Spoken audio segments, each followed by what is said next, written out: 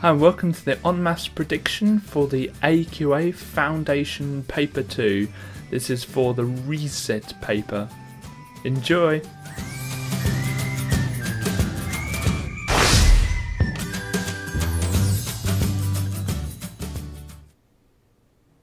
Okay, so this is a prediction for the Resit paper, the legacy paper.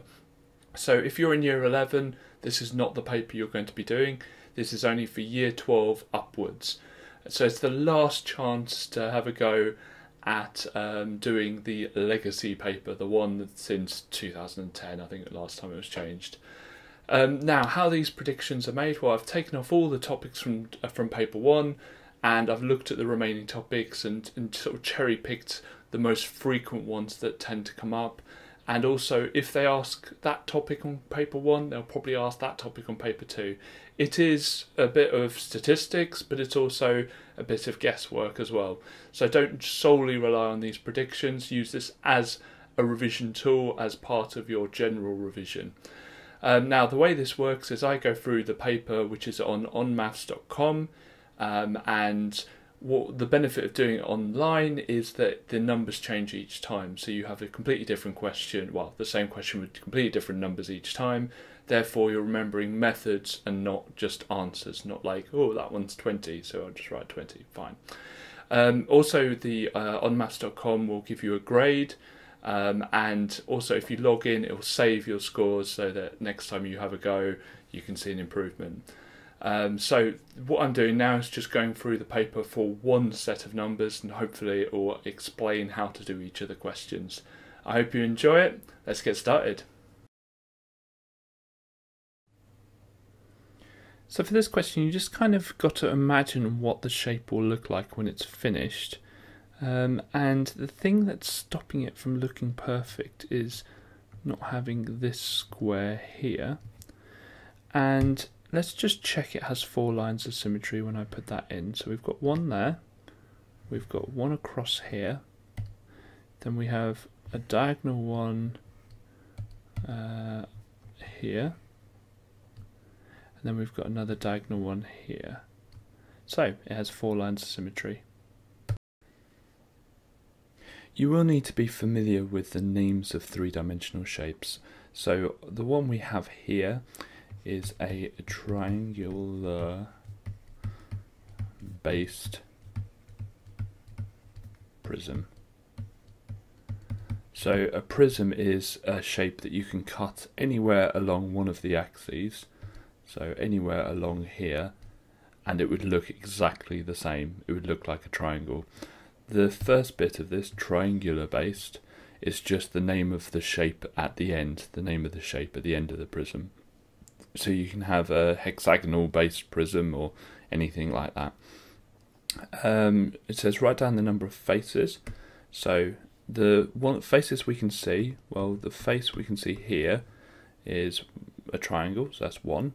Then we've got one along here, which is a rectangle. So we've got 2 that we can see, but there is also going to be a third one round here, which is also going to be a rectangle. A 4th one at the bottom, which is going to be a rectangle, and then a 5th one around the back, which is going to be a triangle, just like number 1. So in total there are 5 faces. Try and remember what a face is. A face is something you can lay your hand down flat on. An edge is something that you can run your finger along, so that's an edge there. And vertices, or vertex, is something that if you put your finger on, it would be pointy. So there are going to be 6 vertices. When we're asked to write a number in figures, it just means as numbers. So we've got 5,026. We need a 0 there as a placeholder. So you're just going to write 5026, 5026. Next question says, write down the value of 8. Now, if we remember, and let's just write the number a little bit bigger. This is our units column, this is our tenths column, and this is our hundredths column. So the value of the 8 is 8 hundredths. We can write that as a fraction, 8 hundredths. And that's the answer. Question C, write down 655 correct to the nearest 10. Okay, so 655, if we just do a quick number line, 655, the next 10 up is 660, and the next one down is 650. So those are the two it can round to. This 655 is bang on halfway, and if they are halfway, they round upwards. So the answer is 660. If I draw that properly. If it was any less, if it was 654, it would round down. So if the last number, if that number there is 5 or more, it will round up. For this question, we need to understand the difference between multiples and factors. Multiples are just a numbers times table. So the multiples of 5 will be 5, 10, 15, 20, etc, etc. Now every number in the 5 times table ends in 0 or 5. So looking at the list of numbers we've got here, there's only one that ends in a 5 or a 0, which is 10. So 10 is a multiple of 5. Now factors go the other way. A factor of a number means that the number, so 24, is in another numbers times table. So 24, and the easiest way to find the factors of 24 is you start off with 1 and 24, because 1 times 24 is 24. Then you go 2 times, well, 12, 3 times 8, 4 times, and you think how many 4s? 6. 5 times, well, that doesn't work. 6 times we've already got. So those 8 numbers are the factors of 24. Then I look at the list, well, already there's a 24 there. Is there any other ones I could have written? I don't see any other ones, so 24 is my answer there.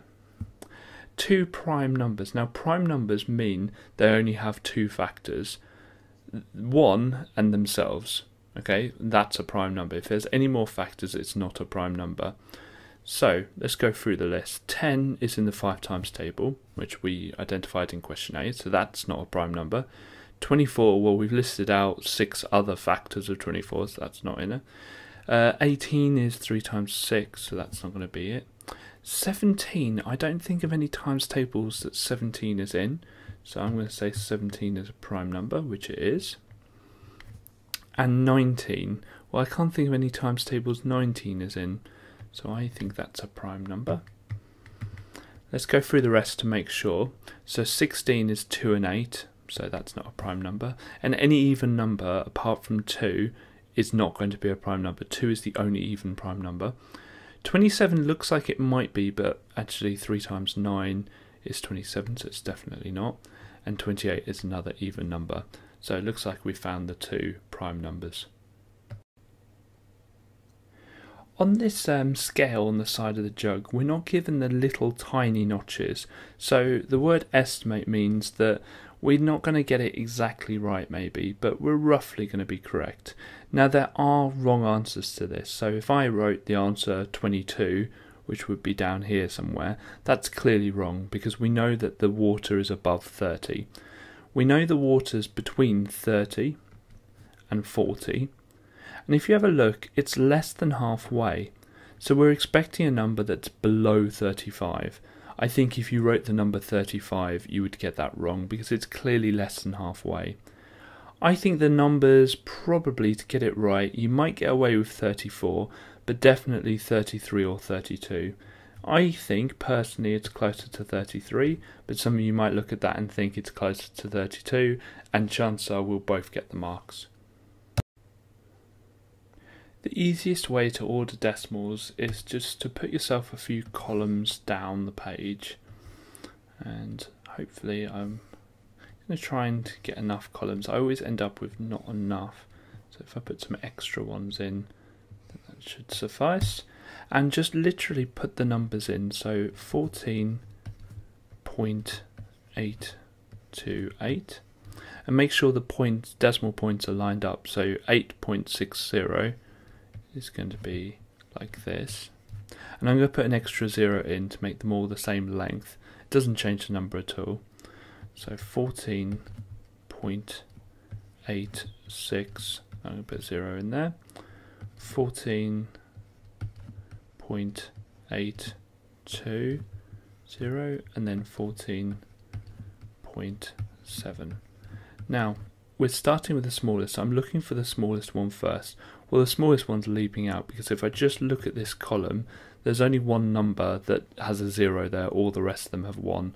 So the 8.60, and I have to put the 0 because that's how it's said in the question, is definitely the smallest. So we can cross that out. That's definitely the smallest. All the other ones are tied. They're all 1 in that column. So we move over to the left, the next column, sorry, the next one to the right. So 4, 4, 4, 4, they're all tied. So I keep moving along. Okay, there's a clear loser in this one. There's a clear one that's the smallest in this one. The bottom one, 14.7. So that's definitely the next smallest. So I can cross that one out. All the other 3 have tied because they're all 8. So I move on to the next column. Now, looking at this, there's 2 2s and a 6. Now that 6 is definitely the biggest number. So I could fill that in as the biggest number.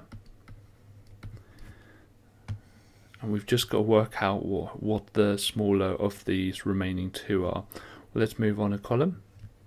And you can see here that 14.82 is the smallest or smaller of the 2.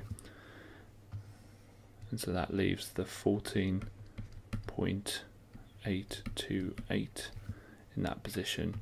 Now always just double check the 5 numbers you've listed are the same as in the question. That's the same. 18.60, that's the same. 14.86, that's the same. 14.82 is the same, and 14.7 is the same. You sometimes lose a mark if you haven't written exactly the same number. Same goes for when there's fractions and decimals. You've got to write down the number that it showed in the question. Okay, so this question is basically asking you to find 9% of 16,750. Now, because it's on the calculator paper, there's a much easier way to do it using the calculator. Without a calculator, you'd work out 1%, and then you times that by 9, or work out 5% and 4% and add them together. But with a calculator, you just need to know that percent means per 100. So 9% is the same as 9 over 100. Of just means times. And so all we need to do in the calculator is do 9 over 100, so fraction button, 9 over 100, times 16,750. And that gives us the answer of 1,507.5. So in money, that is £1,507.50. So the first thing to look at in this question is how many sides has the spinner got. So we've got 1, 2, 3, 4 equally sized, equally spaced out sides of that spinner. So any one of those colours is going to be a quarter chance. So let's have a look. What letter of the probability line represents the probability the spinner will land on a yellow? So there is 1 yellow on that spinner, and so therefore it's going to be a quarter chance. So if you have a look at how many notches this number line has, well, we don't count the first one, so we've got 1, 2, 3, 4 notches. So each one of those notches is going to be a quarter. So 1 quarter will be at B. Which letter represents probability of landing on a red? So we have 2 reds there, so that's going to be 2 quarters. So we've got 1 quarter and 2 quarters would be at C. Now 2 quarters is the same as a half, which is what the 0.5 there is. It's just a half. What letter on the probability line represents the probability it will land on a blue? Well, there aren't any blues on there. So however many times you spin it, it will never land on a blue. And in probability, we mark that with a 0. So it's going to be A. So we're given a basic formula to work out how long this turkey is going to take to cook.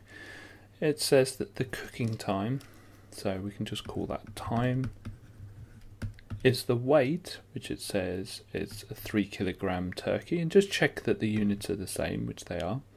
So it's the 3 times 30 then add 90. 3 times 30 is 90, and 90 plus 90 is 180. Now just double check that it wants it in minutes. Sometimes it'll ask for it in hours. Well, it says it wants it in minutes, so 180. So we're given function machines for this question, and it says what is the output when the input's 24? So the input's 24, and the first thing that's going to happen to it is it's going to divide by 2, so we're going to halve it. So that's going to make it 12. Then it says we're going to add 6. So when we add 6 to 12, we get 18. So the output is 18. Next question says below is a different number machine. It says when the input is 20, the output is 56. So let's follow through on the input. So the input's 20, we go take away 6, so that's going to give us 14.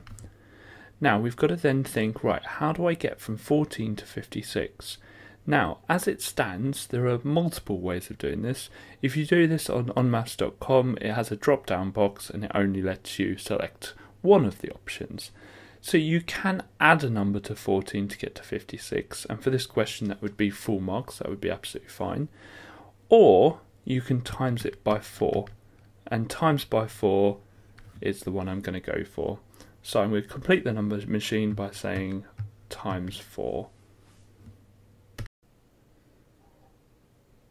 And the place I'd start with this question, since we're going to be asked for the median anyway, is just to put these in order of sides, and that will help us work out the mode and range. You don't have to do it, it's much easier to spot. So the smallest number's 38. Is there another 38? No, the next number's 39. I think there's a few 39s. Okay, the next number's 41. I'm crossing them out as I go so I don't count them twice accidentally. So 42, 43, 44. Now the mode means most. Okay, if you just remember that, mode most is pretty much the same word. So what came up the most? Well, if you have a look, there are 3 39s there, and there's 2 42s, 2 41s. So 39 came up the most. And it's much easier to spot when they're all lined up. The range is the biggest,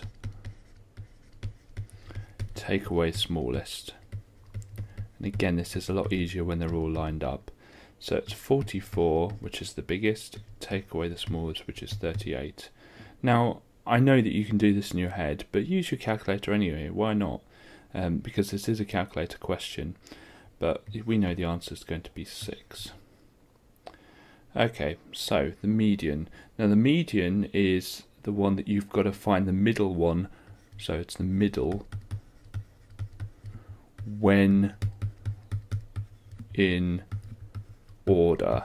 And I put that in capitals because most people forget that one who get this question wrong. You have to put them in order of size first, okay? And what you do is you cross out one from both sides, then another one from both sides, then another one from both sides, then another, until you're left with 1 or 2 in the middle. Now if you're left with 2 in the middle, then you add them together and halve it. Or find the number that's halfway between the two. Now if they're both 41, the median will be 41. If you think about it, 41 times 2 is 82, and then halve it, it's going to be 41. Now the mean is, a lot of people call it the mean one. You add them all together and divide it by how many? So I'm going to do this on my calculator. I'm going to do 38 plus 39 plus 39 plus 39 plus 41 plus 41 plus 42 plus 42 plus 43 plus 44. Hopefully I've got the right answer of 408. Over how many there are? Well, there's 1, 2, 3, 4, 5, 6, 7, 8, 9, 10. So I need to divide that by 10, and I get 40.85. for the mean. Now, I would always double check that. So I'm going to do it again on my calculator, because when you're typing a whole load of numbers, it's always easy to make a mistake, but it's very rare to make the same mistake twice, and it's come up with 408 again, so I know it's probably right.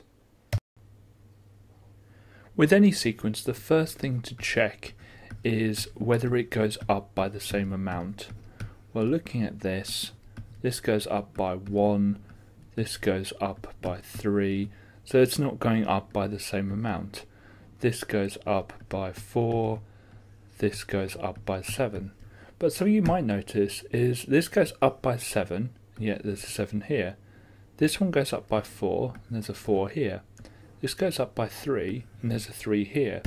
This is what we call the Fibonacci sequence. So the Fibonacci sequence just starts off with two numbers, and then we add the previous two terms to get to the next term. So we'll add these two together to get to the next one. Then we add these two together to get to the next one. So to find the next one, we need to add the 11 and the 18 together. 18 plus 11 is going to be 29. So the next term is going to be the 29th term. Let's just check that's the 6th term. 1, 2, 3, 4, 5. So yes, that would be the 6th term, would be 29. Then we need to add the 18 and the 29 together. And when the numbers get big, if it's not on the calculator paper, you can just add them like this. So 9 plus 8 is 17, and that's going to be 3 plus 1, which is 4. So it's going to be 47. So the 7th term is going to be 47. So always just check that the sequence isn't a Fibonacci sequence before you start to panic and think, what is this sequence? Always check for a Fibonacci sequence, which is just that the previous two terms are added together to make the next term. At first glance, this seems like a really easy question. It seems like the answer will just be 80. But we've got to understand the way that bearings are written out. It says work out the bearing of A from B. It means that we are at B and we're trying to find where A is in relation to B. So the actual question is asking you for this angle here. Now don't forget, bearings are the angle going clockwise from north. So not so easy. The first step of doing this, and there are different ways of doing this, is just draw a line. In fact, I'm going to use my straight line one. Just draw a line straight down at B. If I can get it right, there we go. Now, north lines are always going to be parallel, and we can use that to work out this angle here. This angle here will be the same as this angle here, because they're Z angles or alternate angles. So that's also going to be 80. We know this one is a straight line, so we know this is going to be 180 degrees. So all we need to do to work out the bearing is do 180 plus 80. And when you add them together, you get 260. So the bearing is going to be 260. Now there are other ways of doing it. You could have worked out this angle, because this angle and the 80 degrees over here are co-interior, interior, or allied angles, whichever one you want to call them. So they will add up to 180. So we know that one's going to be 100. And then what we could have done is 360 take away 100, because it's the full circle is going to be 360, and we don't want that 100 one. You'd also get 260. To answer this question, first of all, we need to know what the gradient is. So what you do is you pick 2 points that you know the coordinates of, which is that one and that one I'm going to pick. Works with any of them. And we work out how much up and how much across it's gone. Well, it's gone 1 up, but I'm going to do this in pence. So I'm going to say it's gone 100 pence up, and it's gone 10 miles across. So to work out the gradient, we're going to do the change in y, so how much it's gone up, over how much it's gone across. Now, some students have that the wrong way around because coordinates work the other way around. You go along the corridor and up the stairs. With gradients, how far you go up or down over how much you've gone right. So that's going to be 10. Now, it says give an interpretation, so we haven't finished answering the question. What does that mean? Well, it means for every 1 mile that we've gone, it's going to cost 10 pence. Now remember, I converted this into pence, so instead of in pounds, it's going to be pence. So the gradient is the cost per mile. And I'm going to put in brackets 10p. Now, it could be that just writing the cost per mile for this question would give you the mark, but if you actually wrote the gradient as well, then you definitely get the mark, and sometimes it will ask you for the gradient and then ask you to interpret it. Question A seems like a really complicated question, but it really isn't. If you think about what you know about a rectangle, you know that opposite sides of a rectangle are equal. So if you just write down x plus 1 is the same as 12 and then solve it, so what we're going to do is we're going to take away 1 both sides, then x equals 11. So we know that x is 11. Let's check that out. It says here x minus 1. Well, what is 11 take away 1? Well, it's 10, and that is the same as that. So we know that x equals 11, and that's it. Question B, have a think about what you know. You know that all angles in a triangle add up to 180. So we know that if we add y, 2y, and 3y together, it's going to equal 180 degrees. So again, let's just get our lines down so that we can solve it. So 1y plus 2y plus 3y, well, that gives us 6y in total. And then what we need to do is get rid of that times 6 there by dividing 6 both sides. So y equals 180 divided by 6. Well, I know 18 divided by 6 is 3, so I know that's going to be 30.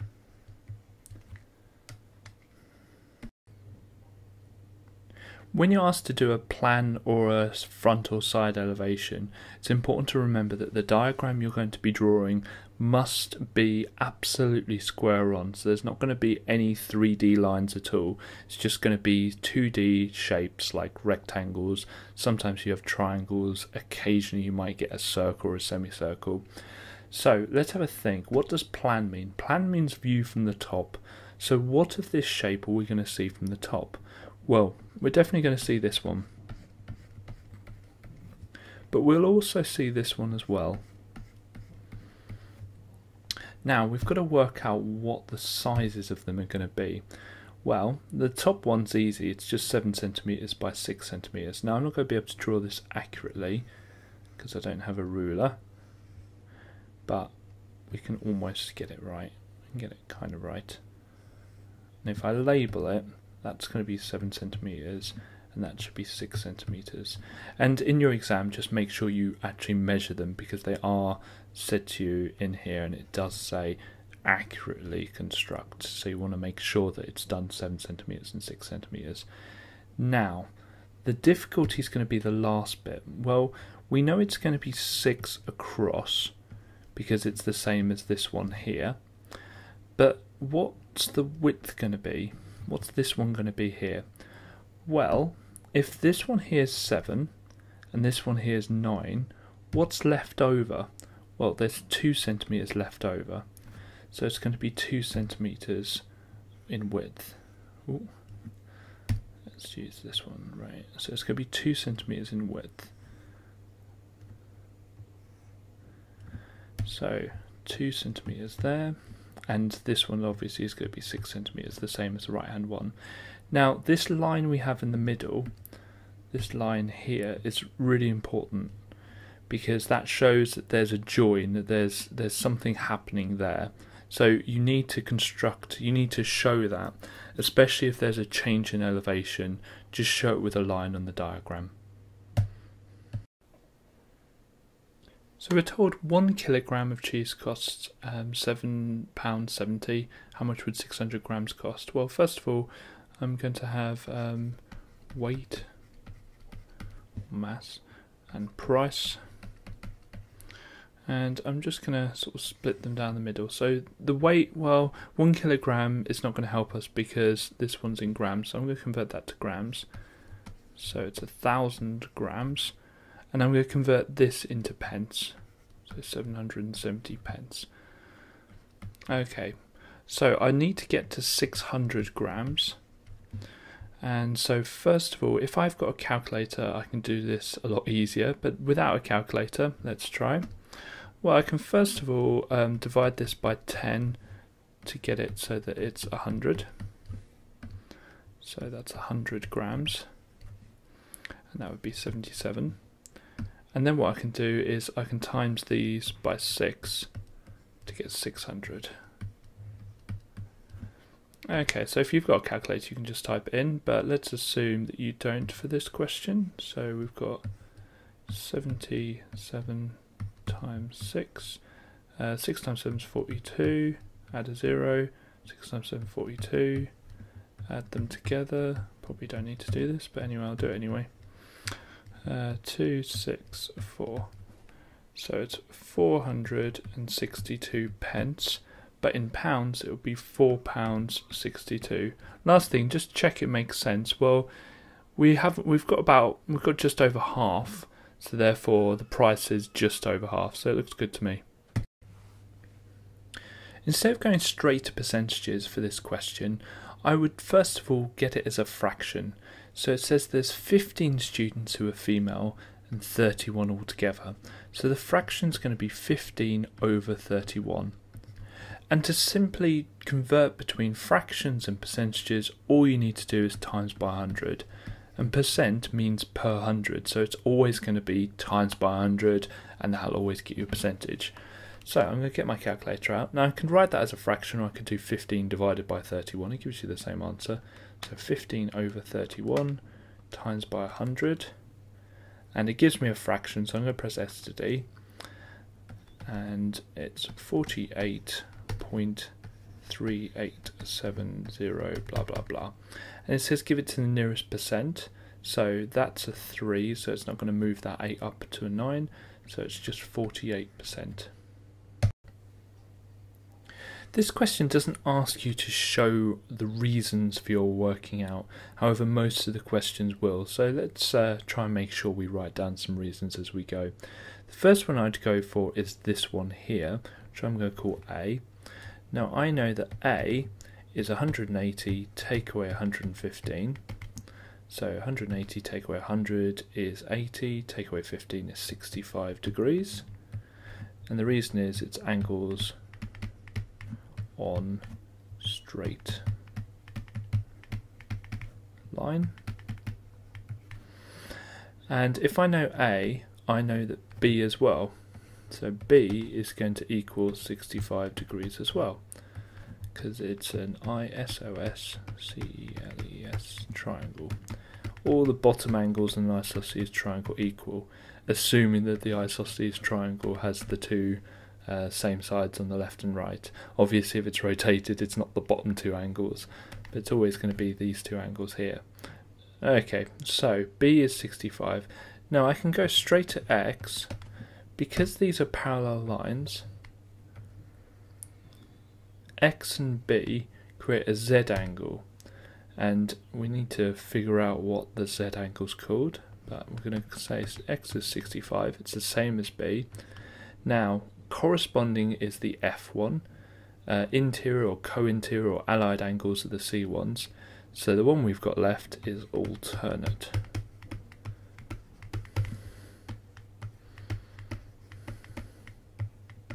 They're alternate angles, they're Z angles.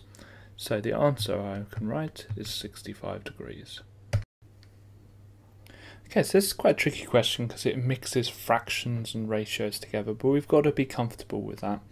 So I'd first of all just show the information so that I can get my head around it. So we've got Denver, who as a fraction has 3/19 of the food.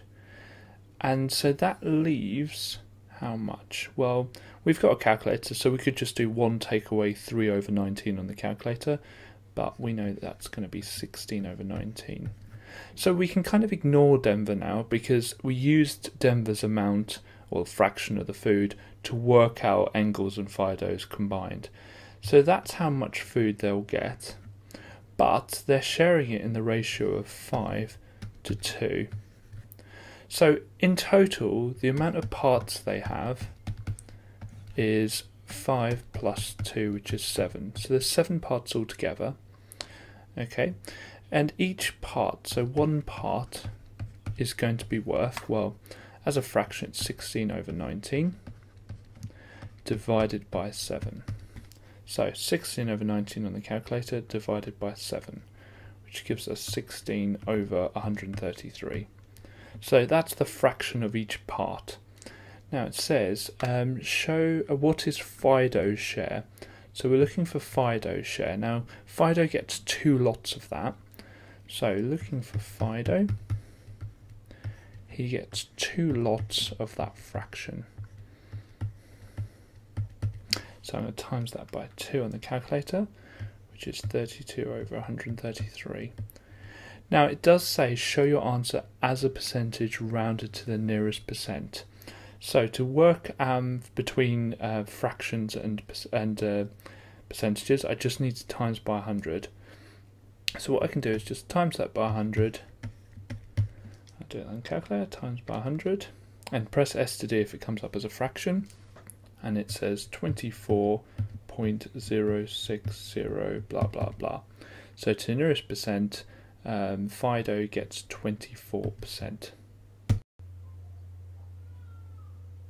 Okay, so we've got a scatter graph question, and the first question asks us just to plot the information from the table into the scatter graph.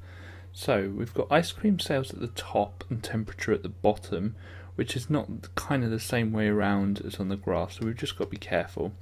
So the ice cream sales are 46, which is here on the scale, and the temperature is 31, which is here on the scale. And just check that you're looking at the scale correctly. So we're looking about, let's have a look, about here.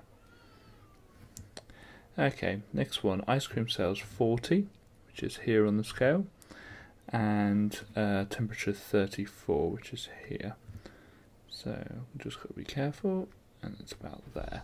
So those are the 2 plots that we want to take. Next question says, on another day had an average temperature of 45 degrees. Use the scatter graph to estimate the sales of the day. Now, you need to get used to just drawing a line of best fit to any scatter graph that you come across.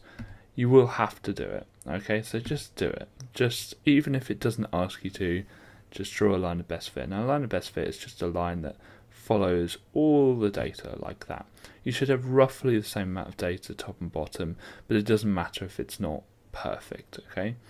So let's have a look. So we've got average temperature of 45 degrees. So we're going to draw a line up from 45 degrees, which is about there. And we're going to draw, oh, the line didn't come up. So let's draw that line there. It's refusing to come up for some reason. Let's try another one. There we go. Let's try another line. Okay, let's do it the old-fashioned way. Okay, and then we draw a line across from where it's the line of best fit. Now, to me, that looks like about 55.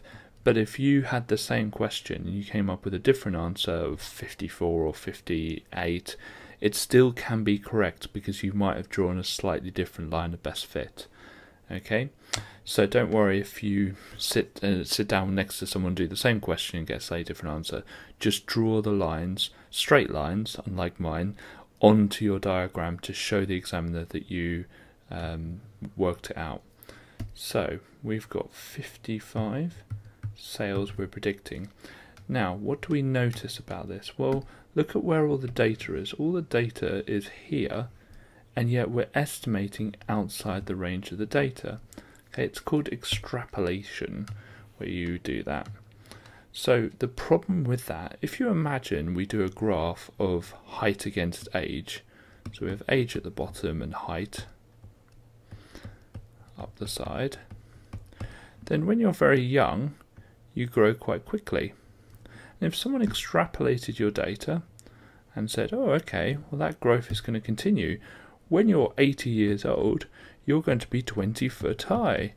Well, that doesn't make much sense. It's because we're quite confident with down here, because we've got data for that, but we're not very confident with this bit here. We don't know whether the trend continues. Now with ice cream sales, if it's ridiculously hot, no one's going to leave their house. They're all going to be sitting inside with their air conditioning or sitting in their car with their air conditioning. So we know it probably won't continue. So if you just say that the estimate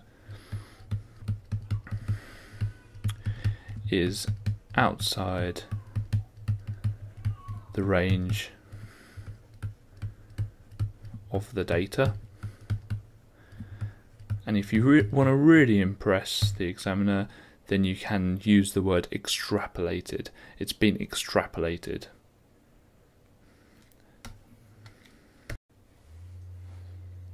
Okay, there's more than one way to expand and simplify a single bracket.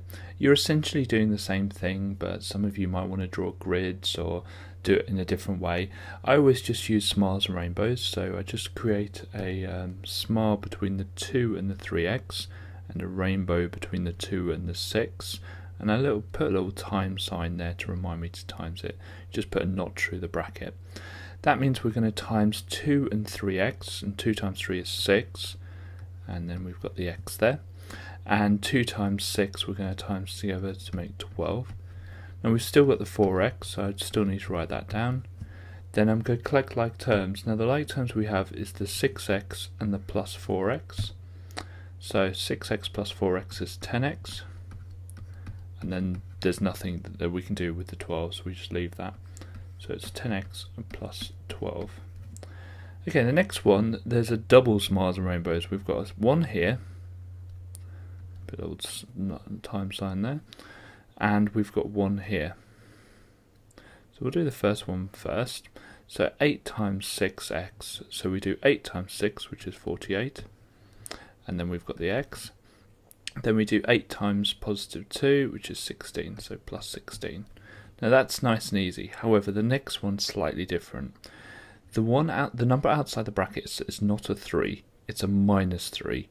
So when we do minus 3 times positive 4x, we're going to get a negative, because a minus times a positive is a negative.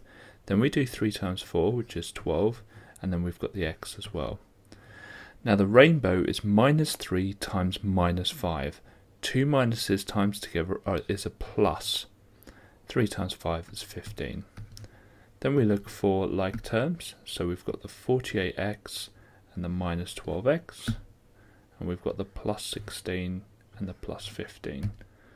So we want to do 48 take away 12, or 48x take away 12x. So if we take away 2 it's 6, if we take away 10 it's 36x. Then we want to do 16 plus 15. Well, 15 plus 15 is 30, so that's going to be 31. So the answer is going to be 36x plus 31. Now the most common mistakes are for that n bit there, this bit here. Sometimes students will write down negative 15. In this question we're asked to draw the line y equals 2x plus 3. Now there's no x squared or x cubed, so I know it's going to be a straight line graph. Now there's multiple ways of doing this. I'm going to do it using a table, and then I'm going to show you a few other tricks of doing it much quicker or checking that you've got it right. The first number I'm going to start with is 0, and this, what I'm circling now, is going to be a coordinate to plot on our graph. So the top number, the 0, is the x, so this is when x equals 0. And what I'm going to do is I'm going to feed that into my equation. So when x equals 0, well, y equals 2 times x, so 2 times 0 plus 3. 2 times 0 is just 0, so y equals 3. Now you don't need to do this working out for every single number, but I'm just doing it to show you how I'm getting to the y. So I'm going to try the next one without any working out. So we've got 1, and so 2 times 1 is 2, plus 3 is 5. Then the next coordinate, we've got x equals 2, so 2 times 2 is 4, plus 3 is 7. And the next one, we've got 3, so 2 times 3 is 6, plus 3 is 9. Okay, and I always go back to the negatives because I can kind of see a pattern with the positive numbers, so I can use that pattern to check that I'm doing this right.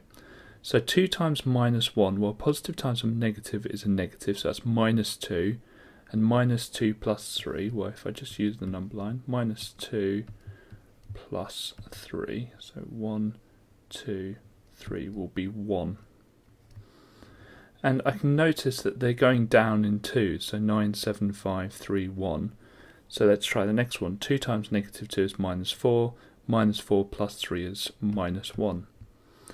Minus 3 times 2 is minus 6 plus 3 is minus 3. So those are my final two coordinates. The next step is to plot the coordinates on the graph. So my first coordinate is minus 3, minus 3. My next one's minus 2, minus 1. Then we've got minus 1, 1. Then we've got 0, 3. Then we've got 1, 5. 2, 7. And 3, 9. Now I want to join those up with a straight line. So let's do that now. And the last step is to label it. And sometimes you're asked to draw more than one line.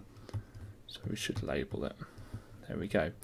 Now, I can check that this is right because all of the numbers landed on the straight line. If I had one coordinate down here, I'd always check it. You're never going to have a straight line graph that goes up and then dips down, then goes back up again. Okay, so it's an easy way to check that you've got it right. Now, I said there was a quicker way of doing this. If you have a look at the graph, the equation, y equals 2x plus 3. This plus 3 tells us where it's going to hit the y-axis. So I can plot that one straight away. This 2 is a gradient, so if I go across 1, it tells us how far up it's going to go. And I just do that a few times to get 3 coordinates. And I can draw my straight line graph from that, and I don't need to put the table. But if the question asks you to fill out the table, obviously you need to fill out the table. It's important that we're comfortable with converting between ratios and fractions. So having a look at this question, there's red on the first one is 8 and blue is 17. So for every 8 red there are 17 blue. And it's asked us for the fraction that are blue. So there are 17 blue, so 17 goes at the top of the fraction, but how many are there all together? And so it's tempting to put 17 over 8, but it's all together. The bottom of a fraction is the total, so we need to do 8 plus 17, which is 25. So the fraction is going to be 17 over 25. Okay, the next one asks us to work the other way. So we've got green to black counters, and there's that fraction that are black. So there's a couple of ways of doing this. I could write down them as fractions actually, so why don't I try that? So we know that there are 4/7 that are black, and we know that there are only green and black, so there must be 3/7 that are green, because it has to add up to 7 over 7, which is 1. So looking at that, what we can do to both sides, and I can put little lines down here, I can times both sides by 7 to simplify the fraction, to simplify the ratio even. So when I times the left by 7, I get 3. And when I times the right by 7, I get 4. So the ratio of green to black, and be careful that you have it in the same order. So we needed to have green, then black, is 3 to 4. And make sure that it's in simplest form, which it is. Okay, so this question's about an adult and 2 children. So we've got David Smith and 2 children. So there's 1 adult and 2 children. But the prices shown are not quite right, because there's a discount. And there's a 5th off adult price and 30% off the child price. So let's work out the adult price first. So a 5th off. Well, first of all, let's work out a 5th of £70. So to work out a 5th, you can just divide 70 by 5. Now I know that 10 fives are 50 and 4 fives are 20, so that's going to be 14. So that's going to be £14 he gets off. So therefore the price will be the £70 take away the £14. So 70 take away 10 is 60, take away 4 is 56. So he's going to pay £56 himself. Let's do the child price. Okay, so it's 30% off the child price. So we want to do 30% of £37. Okay, let's do the equals down here to give us some room. Well, I know that 10% is going to be £3.70, and then I need to times that by 3. Okay, so I could just times it by 3. Let's have a think. I could do 370. I could do it in pence, and then just times that by 3. So 370, and then I can just do times 3. So I can do a little grid. And if this is on the calculator, then obviously you just type it into the calculator. And obviously that's going to be 0, so we don't need that one. So that's 900. That's 21 with a 0. So 900 plus 21, 210 even. 0, 1, and then 11. So that's going to be £11.10. And so we want to work out the price. So it's going to be £37, take away £11.10. So if you take away 10 it's 27, take away 1 is 26, take away 10 is £25.90. Now that's for 1 child, so that's 1 child. So if I want 2 children,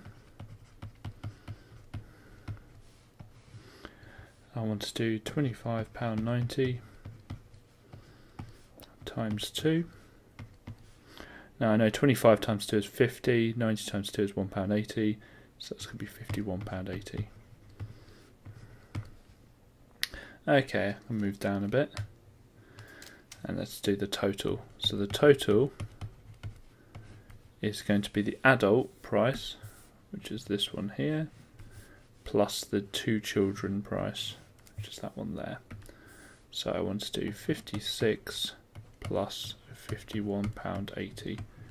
And again, if you've got a calculator, you can just type it in, but let's do the column method.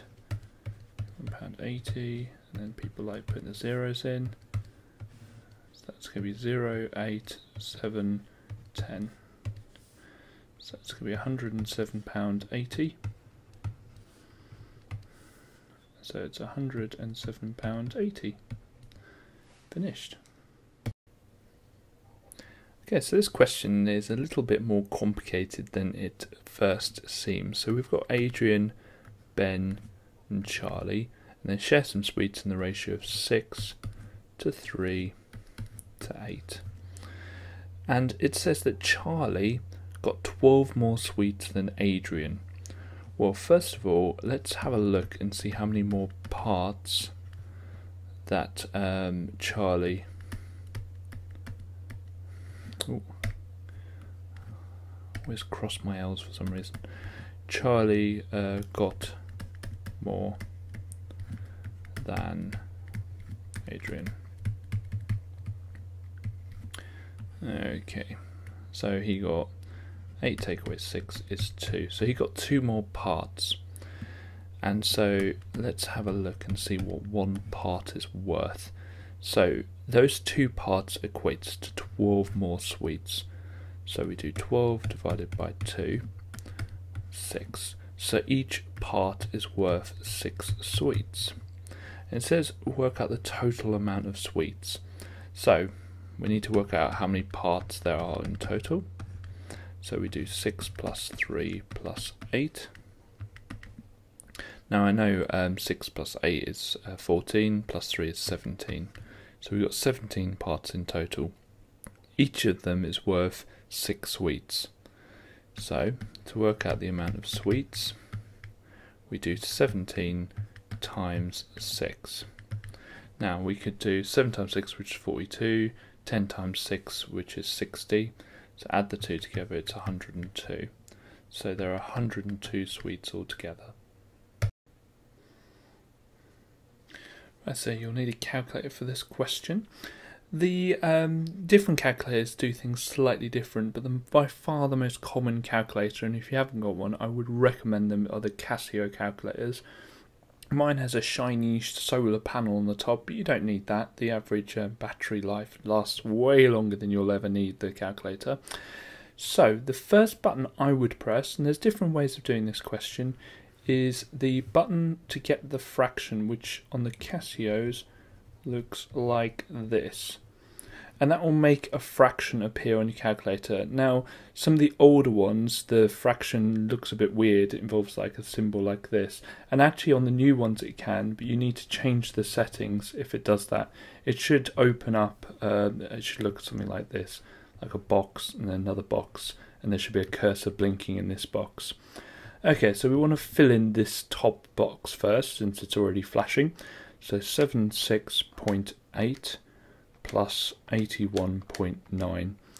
Okay, and so to shift downwards on the Casio calculators, there's a sort of cursor, like a cursor stick, a direction button thing.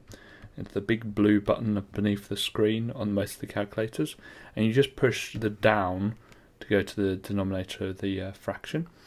And then we need to fill in this bit here, so 0.19. And then to get the squared button, it's on like that. So you just press that, and it looks exactly as it does in the question on the screen, so you know you've got it right. So you press the equals, and my one comes up with 4396.121884. Now, it might be tempting to try and round that, but it says it wants all the figures, so just put them all in.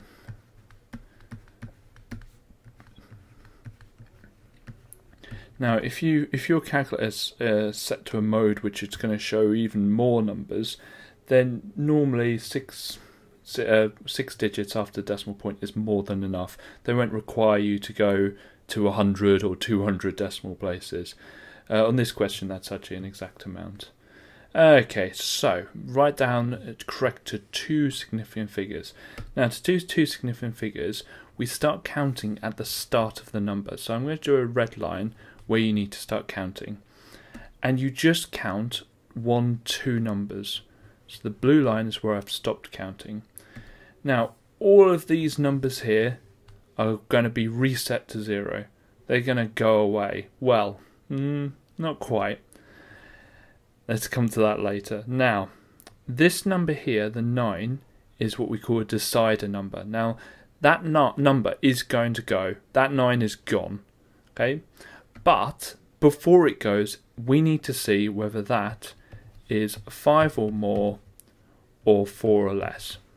If it's 5 or more, it pushes that 3 up to a 4.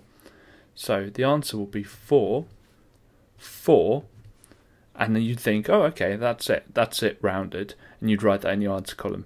But when I said they disappear, they don't quite disappear.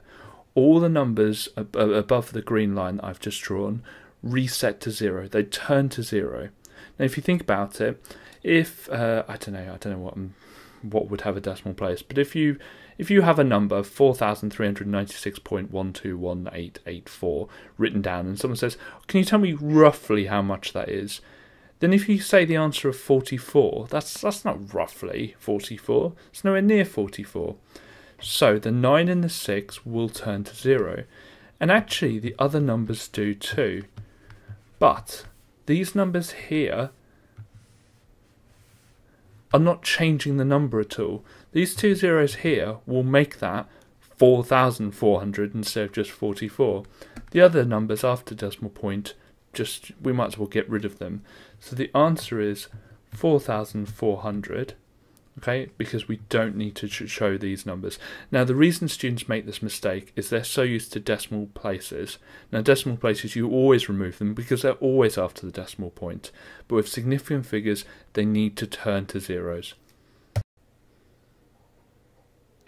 So this question looks quite complicated at first, but actually there are two very simple-ish ways of doing it. We've got two decagons, and so that means they are 10-sided. And you can just count the sides if you want, but if it says it's a decagon, I trust it, it's a decagon. Now what we can do is we could work out the interior angles of the decagons. Well, they'll be the same, so I can just work out one and then double it. And then take that away from 360 to work out A. And that's absolutely fine, that'll get you the right answer. A quicker way maybe, and especially on the non-calculator paper, but it works on both papers, is to draw a line up here and realise that you've got two exterior angles there.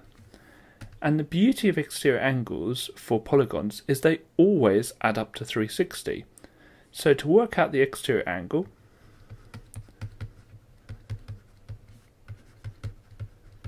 always write down what you're working out. All you need to do is 360 divided by the number of sides the regular polygon has, and they have to be regular, otherwise you can't just divide them because we're assuming they're the same. So that's 36. So if that one's 36 degrees there, and that one's 36 degrees there, then all you need to do is 36 times 2. Well, 6 times 2 is 12, 30 times 2 is 6, so that's going to be 72. So let's show the examiner that. 36 times 2 equals 72 degrees.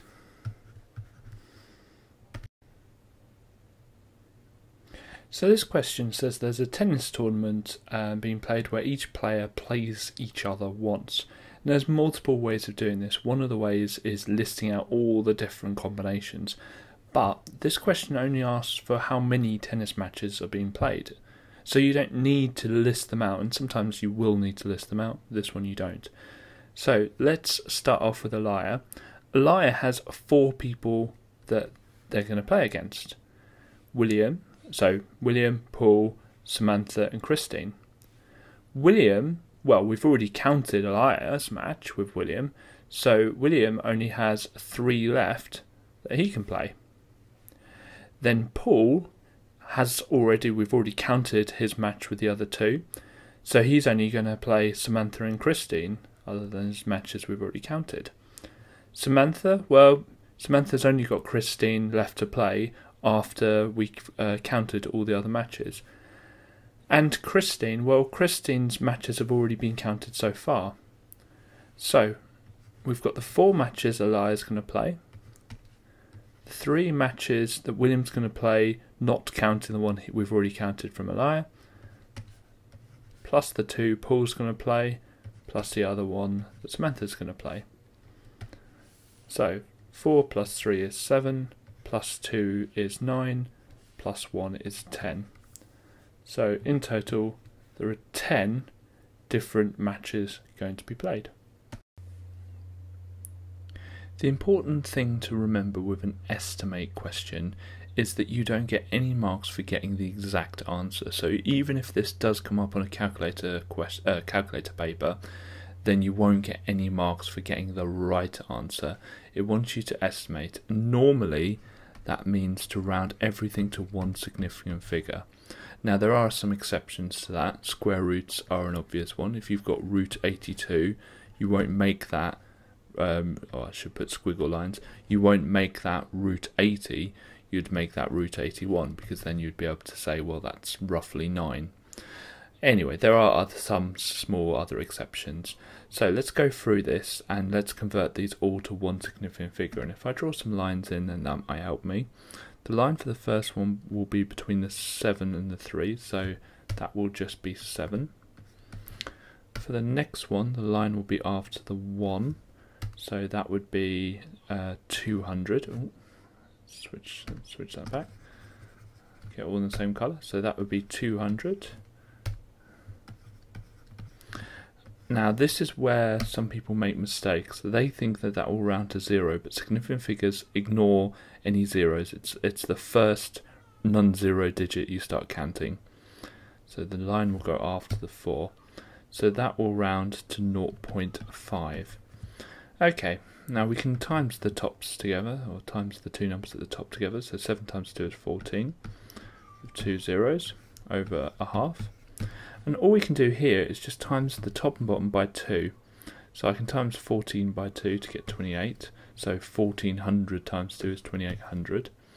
And the bottom times 2, well, that's just 1. So the answer is just going to be 2800 or 2800. Now the point of estimation is you should be able to do it in your head. You have to write down the working out still, but the point of estimation in real life is when you don't have a calculator.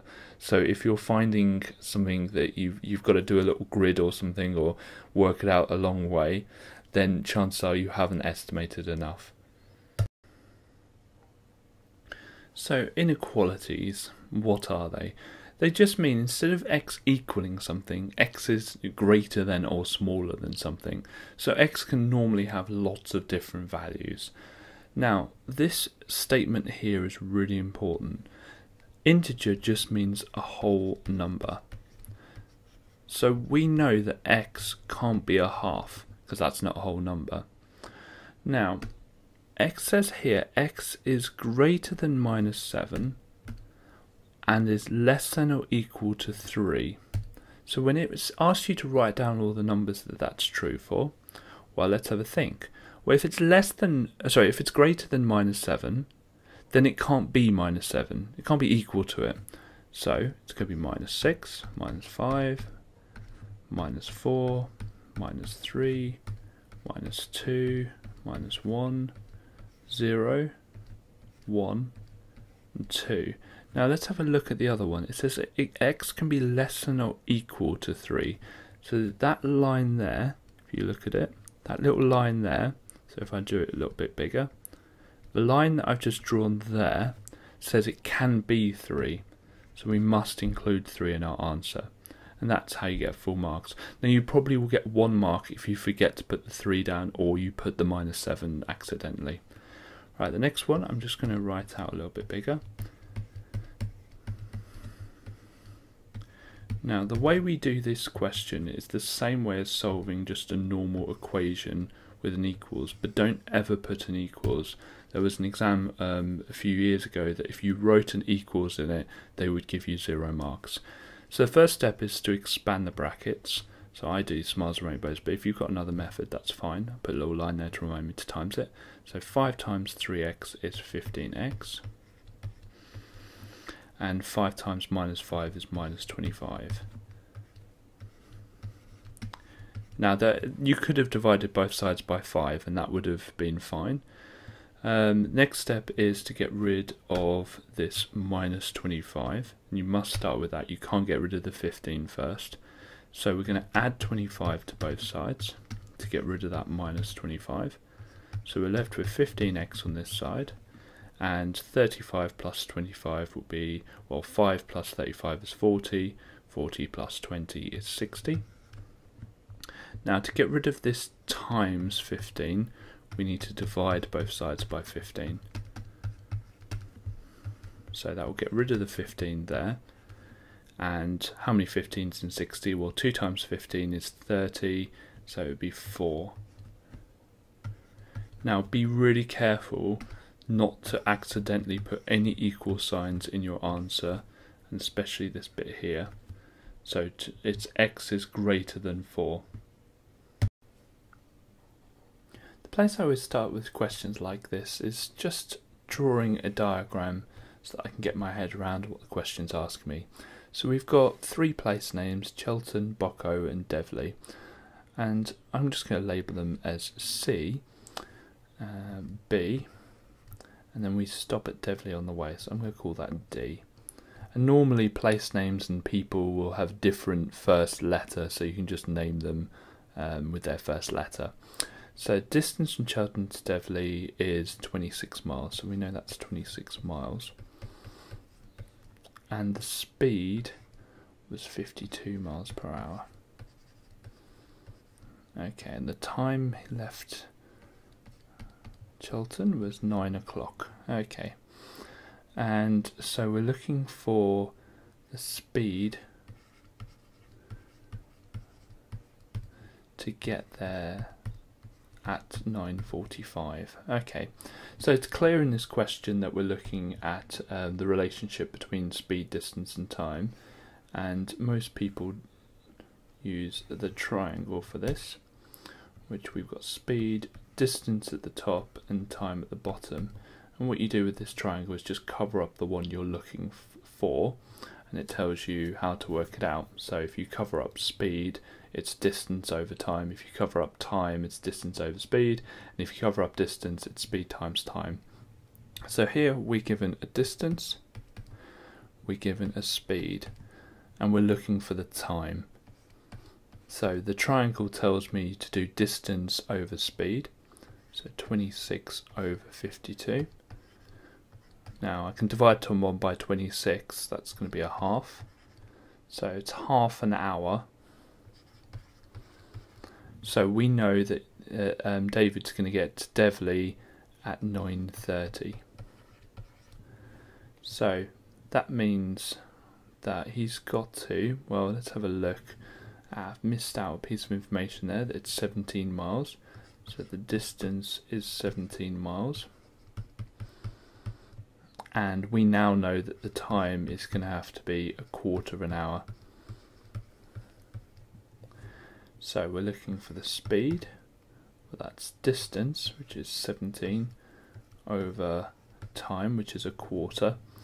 Now when you divide by a quarter, it's the same as timesing by 4. So if you've on the num calculator, you can do 17 times 4, and what you can do is, instead of 17, it's 10 and 7, 4, and that would be 40, that would be 28, and so you add them, so it'd be 68.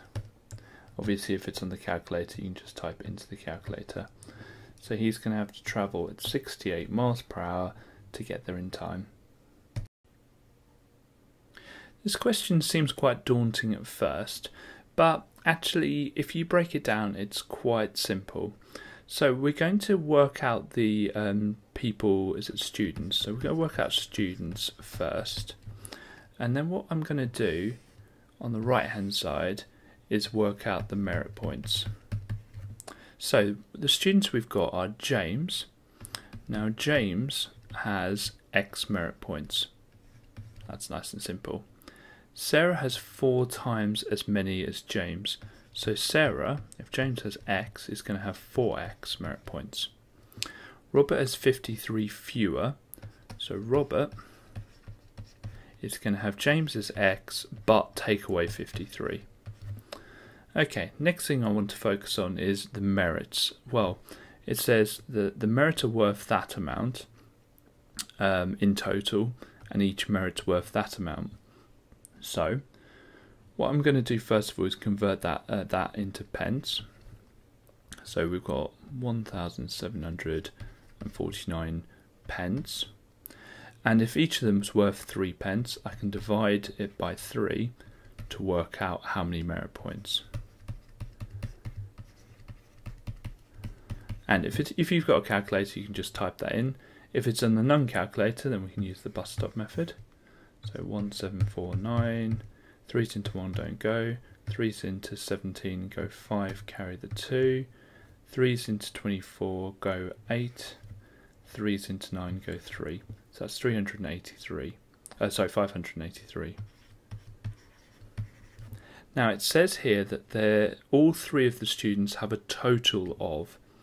So what I'm going to do is I'm going to add James's to Sarah's and to Robert's. So we're going to add them together, and they're going to equal 583. So when I collect like terms on the left hand side, x plus 4x plus x is 6x minus 53 equals 583.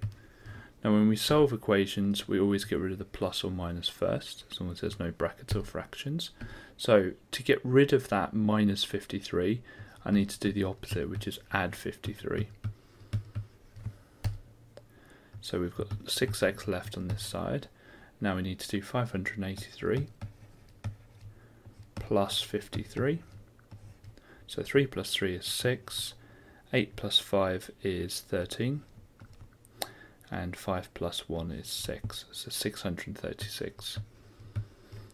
And to get rid of the x here, that's a times x, so I need to divide both sides by x. So we're left with x on the left hand side. Now this is going to be quite a simple bus-stop method, but I'm going to do it anyway. So 636. So 6 into 6 go once, 6 into 3 don't go, 6 into 36 go 6. So it's 106. So x is worth 106. So James has 106. Now Sarah has 4 times as many, so that's going to be 424. And Robert has 53 less, so 106 take away 53, so 6 take away 3 is 3, 10 take away 5 is 5, so that's going to be 53. Now if you've got time left in the end of the exam, you can add them together and see if they add up to 583, which they should. So there's a lot of places to start with this question.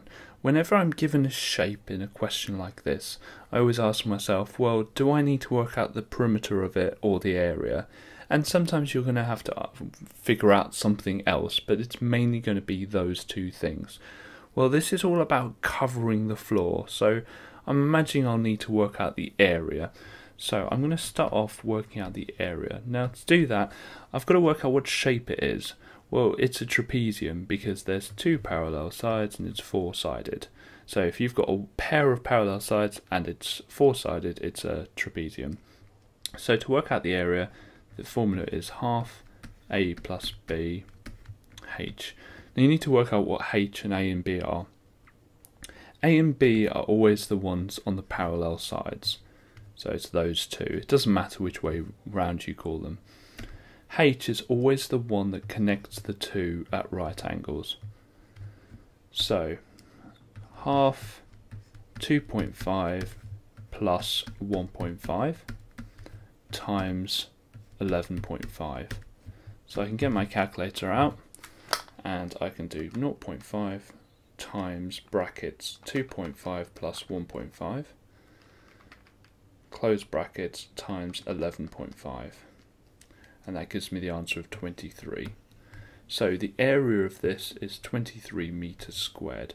Okay, so I've managed to work that out. Let's have a look. So tiles are sold in packs, 25% off marked price, and they're marked at £12. So next thing we can work out is how much they actually cost. And it doesn't matter if you do this in a different order, as long as you do each step and label it well. So cost of pack. Okay, so we've got £12 and we need to reduce it by 25%. Okay, so first of all I need to work out 25% of £12.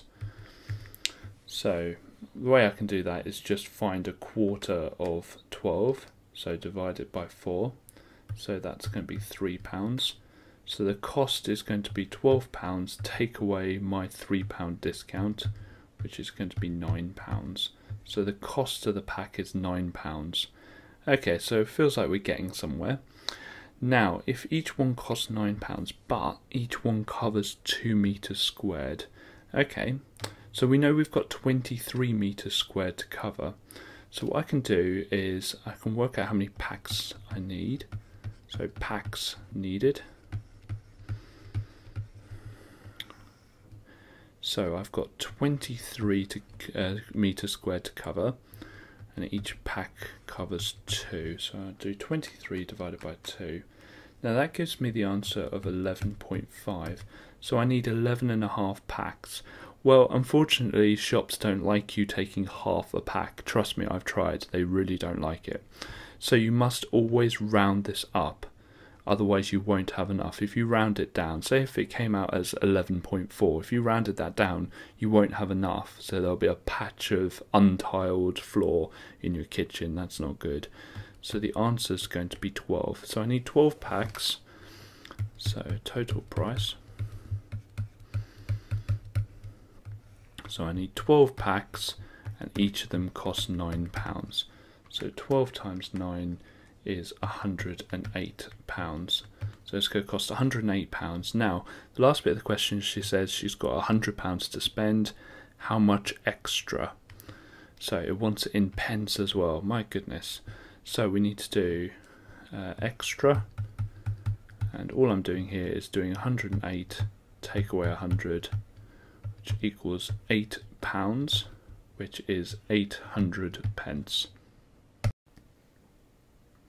So when you have a right-angled triangle and you're given 2 of the lengths, and you're asked to find a third length, which I'm going to call x, then it's going to be Pythagoras. Be careful, because if there's an angle involved, either you're asked to find an angle or you're just given an angle on the side, then you'll be using trigonometry. So when we use Pythagoras, there are 2 methods that I know of to work it out. There's the algebraic method, which is a squared plus b squared equals c squared, and that's absolutely fine to use. I'm not going to use that method because if you're happy using that method, go on, use it, not a problem. The only thing to remember about that method is that c must be the hypotenuse. Okay, now I'm going to do a method that doesn't involve algebra at all for people who are not very happy with the a squared plus b squared equals c squared method. So my method comes with 3 steps. Step 1 is just square every number that you have and put the biggest one first. Okay, so I'm going to do 7.1 squared and I'm going to do 4.6 squared. So on my calculator, 7.1 squared, and that equals 50.41, and 4.6 squared equals 21.16. So step 1's done, I've squared them all. Step 2 is the only choice you have to make. You either have to add or subtract. Okay, now this is where we talk about the hypotenuse. The hypotenuse is the length that's opposite the right angle. So go to the right angle, go across from it, and that is the hypotenuse. So 7.1 is the hypotenuse. Now what's special about the hypotenuse and why it has a special name is it must be the longest side. So in step 2, have a think, well, if we add them, we'll get a bigger number. Well, the hypotenuse must be the biggest side. So when you're finding another side, not the hypotenuse, you will subtract. But if I was finding the hypotenuse, so I wanted a bigger number than the other 2, then I would add. So I'm going to do 50.41 minus 21.16, and that's why in step 1 we did the biggest one first, because otherwise you'll get a negative number. So 50.41 take away 21.16, and that equals 29.25. Okay, and step 3 is a nice easy step, it's just root it. So with this one, I'm just going to press square root answer, and then I have, so I'm going to write that down, square root 29.25, and so that equals 5.4083, blah blah blah. It says it wants its 2 decimal places, so I'm going to write 5.41 because that 8 moves that 0 up by 1. Now, last step is just check it makes sense. Well, this being 5.41 means that the 7.1 is still the longest side, so we know we've probably got it right. Whenever we see a 3D shape in a question, you've got to ask yourself, is the question asking for a volume or a surface area? And that should be the first question that goes into your mind. Yes, it might be asking for something else, but those are the main two. We're looking at this, we're filling the swimming pool with water, so it's going to be a volume question. Now, way of approaching this is figure out what the shape is. Well, the shape is a trapezium-based prism. So we've got to first of all work out what the area of the trapezium is. So I'm going to draw the trapezium out first. And that height is going to be 2.7 that side, 5.3 that side, and 25 across. And I'll leave off meters because I know they're all in meters, but do check they are all in meters when you do this. So we've got to first of all work out the area. Now the area of a trapezium is half A plus B H. Now A and B are always the two parallel sides, and then the height is the one that connects them at right angles. So the height is going to be 25 there. And all you're doing is working out the average of the two bases, the 2.7 and the 5.3.